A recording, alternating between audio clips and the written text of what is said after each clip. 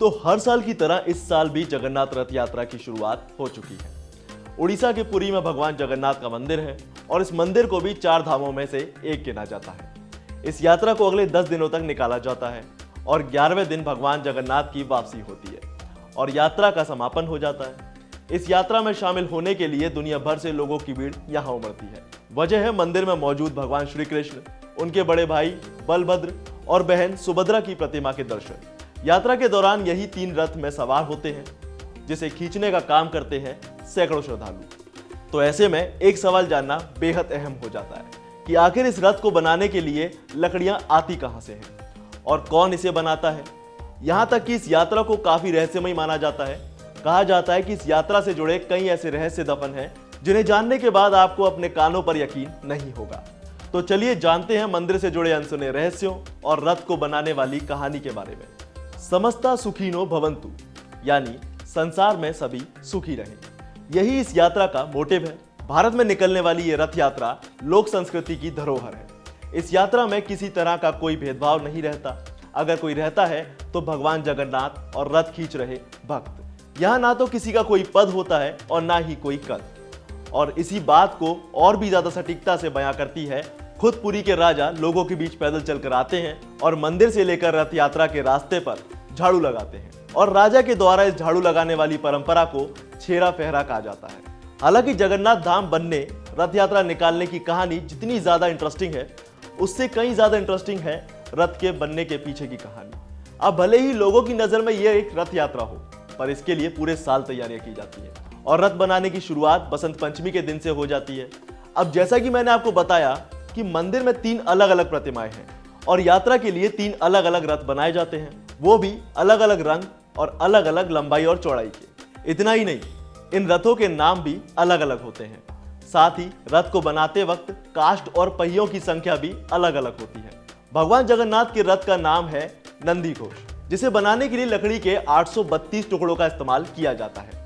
45 feet के इस रथ में 16 टायर लगाए जाते हैं, तो वहीं इसकी लंबाई 34 फीट होती है। और अगर मैं बात करूं सुभद्रा जी के रथ की, तो इसे देव दलन या दर्प दलन कहते हैं।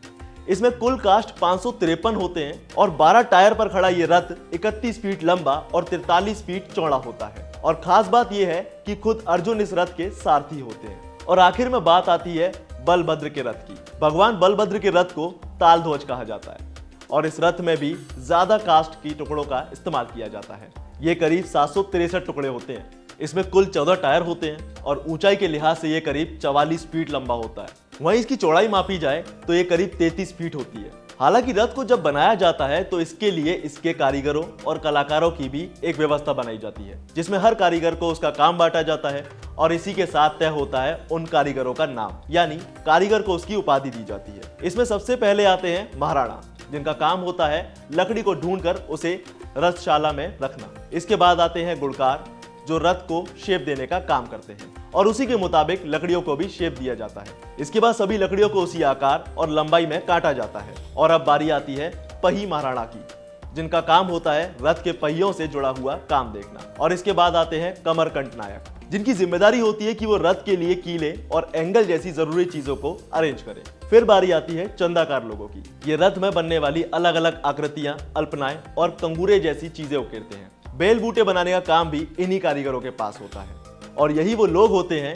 जिन्हें रथ को आपस में जोड़ने और सजाने का काम सौंपा जाता है। इसके बाद आते हैं रूपकार और मूर्तिकार लोग, जिनका काम होता है लकड़ियों को काटना और उन्हें तराशना। वहीं अगर बात करें पेंटर्स की, तो इनके हिस्से में रंग रोगन का काम आता है। और फिर कुछ लोग रथ के लिए सजावट और कपड़े सिलने का काम करते हैं। और अब आखिर में आते हैं रथबोई, जो कि सभी कारीगरों के हेल्पर और मजदूर होते हैं और बिना इनके रथ बनाने की कल्पना भी नहीं की जा सकती। ये हर कारीगरों के लिए सहायता करते हैं। खास बात यह है कि पुरी में रथ बनाने वाले सदियों से एक ही पीढ़ी के लोग हैं और इन्हें इस काम की पूरी जानकारी है। इन शॉर्ट, रथ बनाने वाले इस पूरे ग्रुप को महाराणा कहा जाता है और पुरी के मौजूद दसपल्ला जिले के जंगलों से लकड़ियों को लाया जाता है। इसके लिए नारियल और नीम के पेड़ ही काटकर लाए जाते हैं।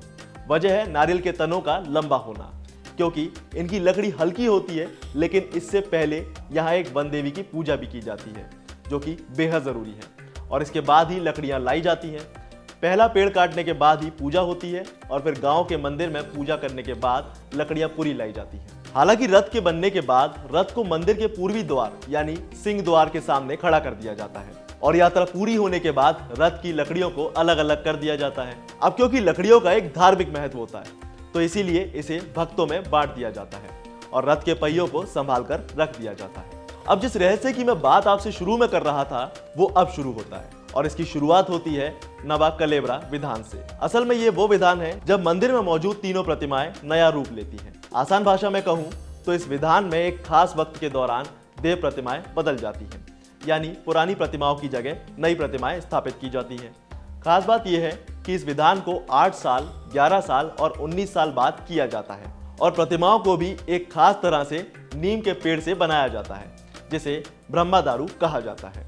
भगवान जगन्नाथ के लिए 4 शाखाओं, बलभद्र के लिए 7 शाखाओं और सुभद्रा जी के लिए 5 और सुदर्शन जी के लिए 3 शाखाओं के पेड़ की तलाश की जाती है। और आपको बता दें कि आखिरी बार नवा कलेबरा विधान 2015 में किया गया था। अब जिस रहस्य की बात मैंने की वो है नई प्रतिमाएं बनने के बाद जगन्नाथ जी की पुरानी प्रतिमाओं में से एक ब्रह्मा पदार्थ निकालकर नई प्रतिमाओं में रखा जाता है। इस विधान को दायितापति करते हैं, जिनकी आंखों पर पट्टी बंधी होती है और हाथों पर भी कपड़ा बांधा जाता है। रात में होने वाले इस विधान के वक्त गुप्त अंधेरा किया जाता है, लेकिन प्रतिमाओं में रखा जाने वाला पदार्थ आखिर क्या है ये किसी को नहीं पता। उसे आज तक किसी ने नहीं देखा और यही चीज इतने सालों से आज तक रहस्य बनी हुई है। कहा जाता है कि भगवान श्री कृष्ण ने अपना देह त्याग किया था, इसके बाद उनका अंतिम संस्कार किया गया, लेकिन शरीर के एक हिस्से को छोड़कर उनका बाकी पूरा शरीर पंचतत्व में विलीन हो गया।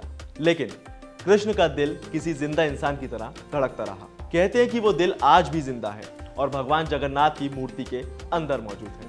अब जैसा कि मैंने आपसे अभी थोड़ी देर पहले सिंहद्वार का जिक्र किया था, इसका भी अपना एक रहस्य बताया जाता है। कहा जाता है कि जब तक कदम सिंहद्वार के अंदर नहीं जाते तब तक समुद्र की आवाजें यहाँ सुनाई देती हैं, लेकिन जैसे ही कदम सिंहद्वार के अंदर जाते हैं ये आवाजें बंद हो जाती हैं। यहाँ तक कि ऐसा भी कहा जाता है कि मंदिर के आसपास कई चिताओं को जलाया जाता था जिससे उसकी गंध अभी भी आती है, लेकिन एक बार आपने सिंहद्वार के अंदर पांव रखा उसके बाद ये गंध भी खत्म हो जाती है। और अब जो रहस्य मैं आपको बताने वाला हूँ वो सुनने के बाद आप सोच में पड़ जाएंगे कि ऐसा कैसे हो सकता है। असल में मंदिर के ऊपर कोई भी पक्षी उड़ता हुआ नजर नहीं आता, यहाँ तक कि मंदिर के ऊपर से प्लेन के उड़ने की भी साफ मनाही है। लेकिन ऐसा क्यों है ये आज तक कोई नहीं जानता।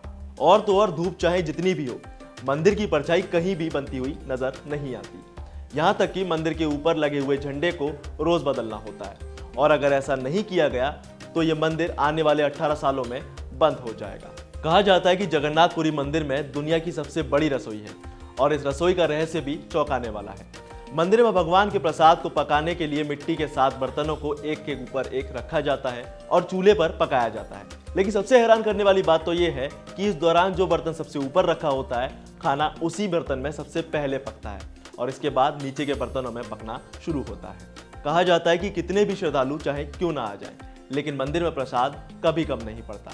लेकिन मंदिर के कपाट बंद होने के साथ ही प्रसाद भी खत्म हो जाता है। तो ये थी जगन्नाथ मंदिर और जगन्नाथ भगवान से जुड़े कुछ ऐसे रहस्य जो आज तक शायद आपको नहीं पता होंगे।